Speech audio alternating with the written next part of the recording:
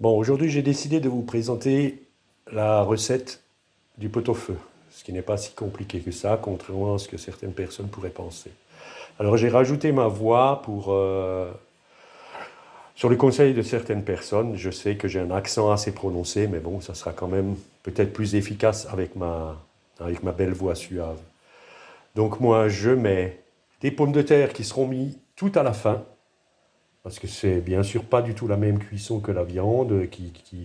Un pot-au-feu, ça doit cuire au minimum 3 heures. Donc je dirais que les patates, les pommes de terre, on les rajoute à une demi-heure, à peu près à une demi-heure avant la fin de la cuisson.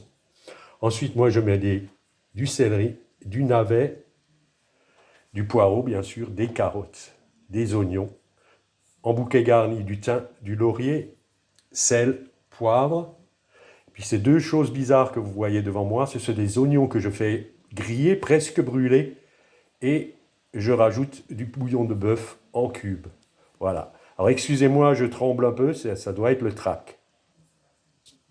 Alors j'ai plongé mes 2 morceaux de viande dans de l'eau bien bouillante pour pouvoir écumer après, c'est-à-dire enlever toutes les impuretés qui nagent, ces particules blanches et brunes que vous voyez nager au-dessus du bouillon. Donc je vais écumer tout ça, je vais enlever toutes ces impuretés à l'aide d'une louche avant d'y mettre mes légumes. Alors voilà, j'ai donc écumé mon bouillon. Je vais maintenant rajouter les légumes. Mes poireaux,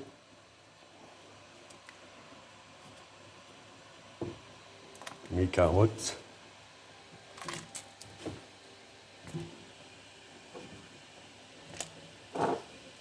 les oignons, le bouquet garni,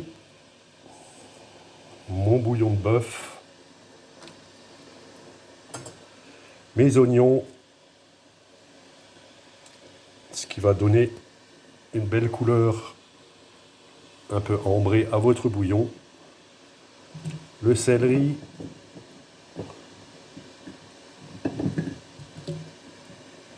alors c'est pas évident avec une main et tenir le téléphone de l'autre. Là, je ne peux pas faire en fixe parce que la casserole est bien trop haute.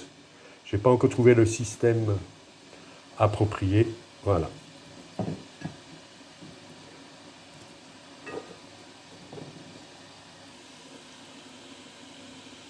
Le sel, le poivre, bien sûr. Moi, ce que je vous conseille, c'est de ne pas trop saler au départ.